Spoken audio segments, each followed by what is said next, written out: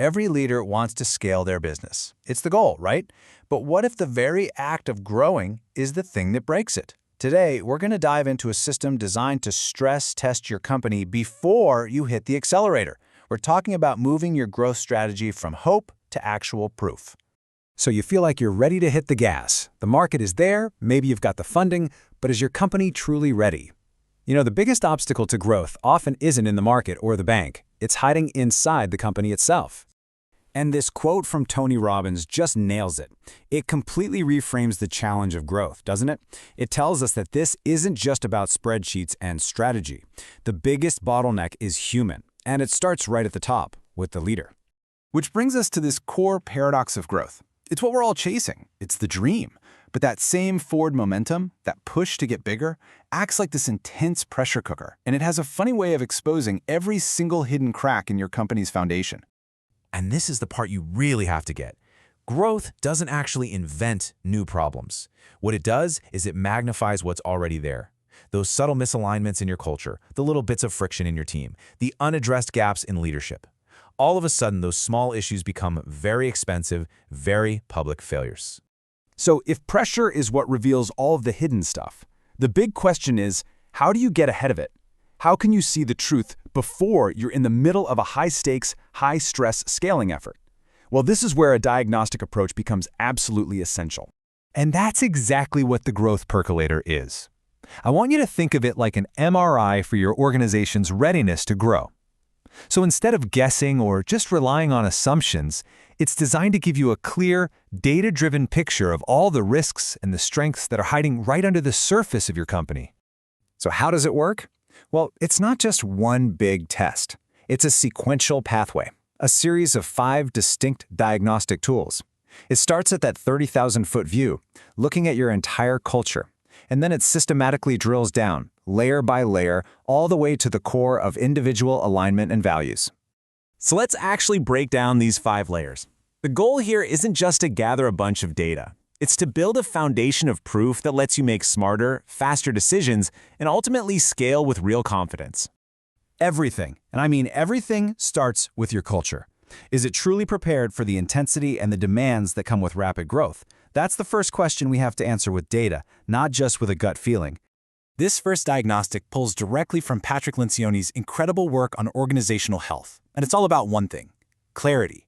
It tests whether your leadership team is 100% aligned on these fundamental questions, from why do we even exist, all the way down to who's supposed to do what. Because let's be honest, without that unified clarity, any attempt to scale just creates chaos. Okay, next we shift from the system as a whole down to the individual. And this is so important, because you can have the best strategy in the world, but if your people are running on fumes, execution is simply impossible. Energy, that's the real fuel for growth. And this idea is captured so perfectly here, drawing on Tony Robbins' concept of priming for peak performance. The 1-minute reality check is designed to assess not just performance ability, but also critically the burnout temperature of your key people. The question is, are they primed for success or are they headed for a cliff?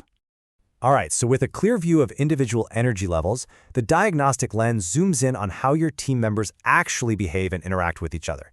This isn't about the org chart or the ideal version on paper. This is about the reality of your team's dynamics on a Tuesday afternoon. Again, we're looking at Lencioni's famous model here. This layer measures the 5 foundational behaviors of any high-performing team. And what's so brilliant is how they build on each other. You see, you can't have healthy conflict if there's no trust. You won't get real commitment without that healthy conflict. And you'll never, ever achieve collective results without accountability. These aren't just buzzwords, they are a step-by-step formula for a team that actually works. And the difference this makes is, well, it's just night and day. A team that isn't focused on collective results, it stagnates, it bleeds its best talent, but a team that prioritizes those results becomes a magnet for high achievers and just cuts through all the noise. This one focus is a massive indicator of organizational health. Okay, now we get even more specific. We're moving from how the team behaves as a group to the unique, innate ways that each person is wired to contribute. This is all about getting the right people in the right seats, based not on their resume, but on their natural gifts. So, using Lencioni's Working Genius framework, we can literally map out what kind of work energizes each person versus what drains them. For any leader, This is gold. Pure gold. It lets you build teams where people's natural talents actually complement each other, which helps prevent burnout and make sure your best minds are focused on the right challenges. And that brings us to the final and maybe the deepest layer, alignment. This is where we diagnose the gap between the values you have written on the wall and the actual behaviors you see from your team when the pressure is really on. And this concept is so important. This is about making sure your company's values are not just pretty words on a poster. Are they consciously chosen? More importantly, are they hardwired into your systems for hiring, for promoting, and for letting people go? Because if they're not, they're just suggestions. And under the pressure of growth, suggestions always break. So, after moving through this entire diagnostic pathway, what's the actual outcome? What do you get? Well, it's a fundamental shift. It's about moving from scaling based on dangerous assumptions to scaling with real, actionable clarity. In that clarity, it empowers you to make smarter decisions everywhere, from who you hire to how you build your culture, to reducing those really costly mismatches where you have a good person in the wrong role. Ultimately, it's about having the proof you need to scale with precision and confidence, not just with hope. And that is the essential takeaway from all of this. Growth itself doesn't break businesses.